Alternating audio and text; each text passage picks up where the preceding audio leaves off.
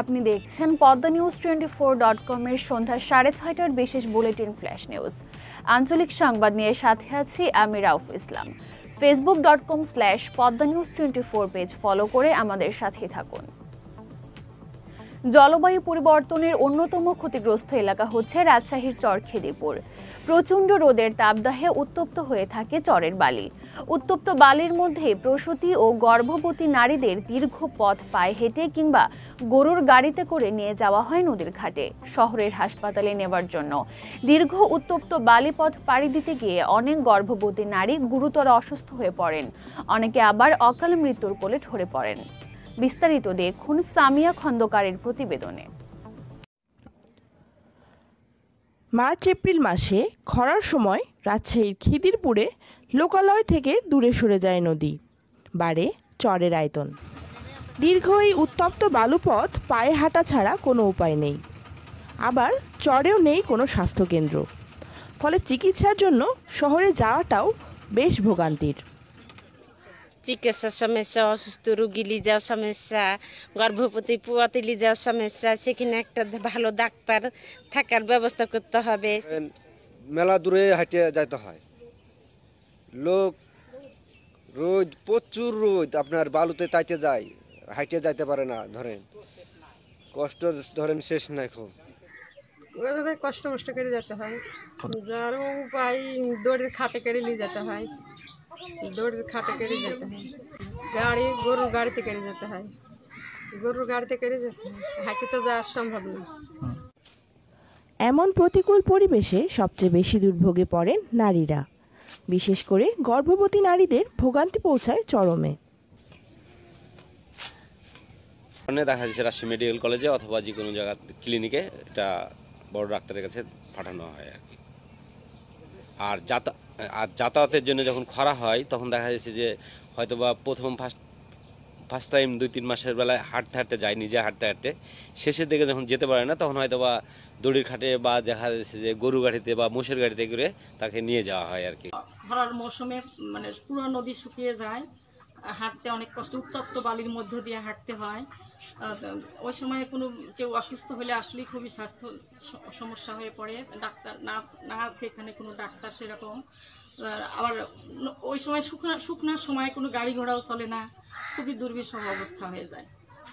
খরার সময়ে এখানে মেয়েরা যখন অসুস্থ হয়, প্রসূতি মায়েরা হোক শিশু যাই হোক, তখন এই দীর্ঘ পথ তখন তো পুরাটাই বালি হয়ে যায়। এই দীর্ঘ পথ পাড়ি দিয়ে যাওয়াটা অনেক কষ্টকর। দেখা যায় মাঝ রাস্তায় যে আরও বেশি অসুস্থ হয়ে যাচ্ছে, তখন তো অনেক ঝামেলা হয়ে যায়, কিভাবে যাবেও পারে যে চিকিৎসা সেবাটা নিবে, তখন এটা আসলে অনেক কষ্টের ব্যাপার।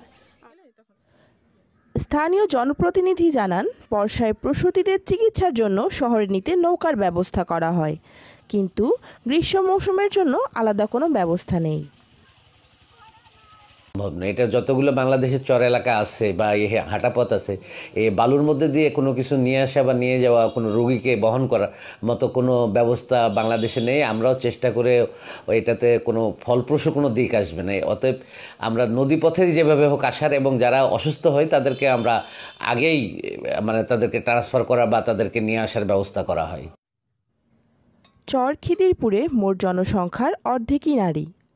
তাদের স্বাস্থ্যসেবার জন্য উপযুক্ত ব্যবস্থা চান চরবাসী।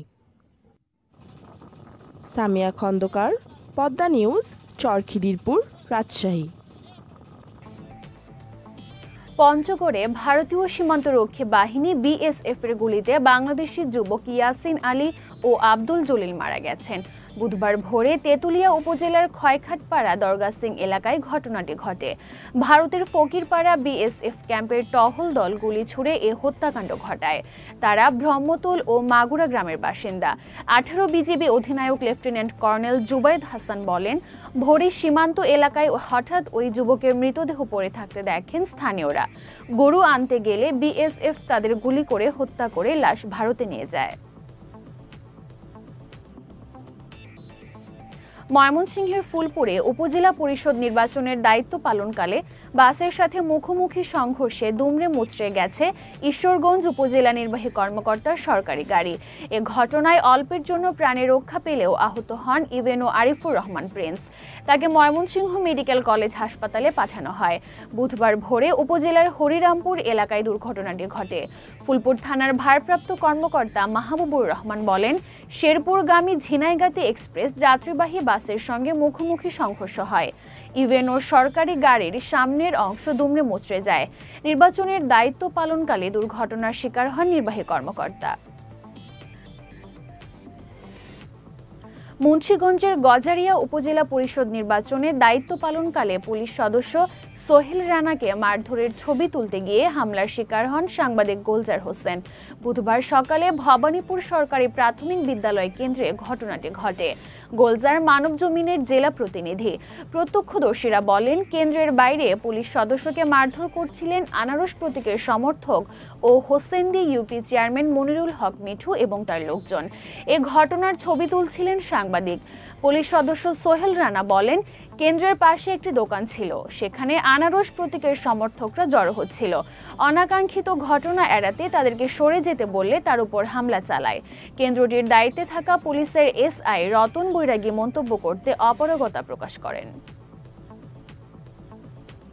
ভ্রূণ হত্যার অভিযোগে ফেনীর সোনাইগাজী উপজেলার চরচান্দিয়া ইউনিয়ন ছাত্রলীগের সভাপতি ইকবাল হাসান বিজয়কে গ্রেপ্তার করেছে পুলিশ। মঙ্গলবার রাতে ফেনী শহরের পুলিশ কোয়ার্টার এলাকা থেকে তাকে গ্রেফতার করে। ফেনী থানার ভারপ্রাপ্ত কর্মকর্তা শহীদুল ইসলাম চৌধুরী ঘটনার সত্যতা নিশ্চিত করে বলেন, ঢাকায় বসবাসরত এক মেয়ের সঙ্গে প্রেমের সম্পর্ক ছিল বিজয়ের। এক পর্যায়ে বিয়ের আশ্বাসে তারা শারীরিক সম্পর্কে জড়ান। গত 22 এপ্রিল ভুক্তভোগী পরীক্ষা নিরীক্ষার মাধ্যমে জানতে পারেন তিনি অন্তঃসত্ত্বা। বিষয়টি বিজয়কে জানালে তিনি কৌশলে ভুক্তভোগীর গর্ভপাত ঘটান। পরে ওই মেয়ে অসুস্থ হয়ে পড়লে যোগাযোগ বন্ধ রাখেন বিজয়। এমন অবস্থায় সোমবার আদালতে অভিযোগ দায়ের করেন ভুক্তভোগী। সিরাজগঞ্জের বেলকুচিতে একজন চেয়ারম্যান প্রার্থীর পক্ষে ভোট কেনার সময় নগদ 94,000 টাকা সহ ভাঙাবাড়ি ইউনিয়ন পরিষদ চেয়ারম্যান জহুরুল ইসলামকে আটক করেছে পুলিশ। বুধবার দুপুরে তামাই পশ্চিমপাড়া সরকারি প্রাথমিক বিদ্যালয় কেন্দ্রের পাশে তাকে আটক করা হয়। তিনি উপজেলা চেয়ারম্যান প্রার্থী আমিনুল ইসলাম সরকারের সমর্থক। গোয়েন্দা পুলিশের ভারপ্রাপ্ত কর্মকর্তা জুলহাজ উদ্দিন বলেন, কেন্দ্রের পাশে দোয়াত কলম প্রতীকের পক্ষে টাকা দিয়ে ভোট কিনছিলেন চেয়ারম্যান জহুরুল। খবর পেয়ে পুলিশ ঘটনাস্থলে পৌঁছে তাকে হাতে নাতে আটক করে। গুরুত্বপূর্ণ সব সংবাদ জানতে poddanews24.com এর বিশেষ বুলেটিন ফ্ল্যাশ নিউজ দেখবেন প্রতিদিন সন্ধ্যা 6:30টায়, রাত 8:30 ও রাত 10:30টায়। ফ্ল্যাশ নিউজ দেখতে ফেসবুকে আমাদের ফলো করুন facebook.com/poddanews, আর ইউটিউবে সাবস্ক্রাইব করুন youtube.com/poddanews24 চ্যানেলটি। নিয়মিত দেশ বিদেশের আপডেট সব সংবাদ জানতে ভিজিট করুন মাল্টিমিডিয়া নিউজ পোর্টাল poddanews24.com।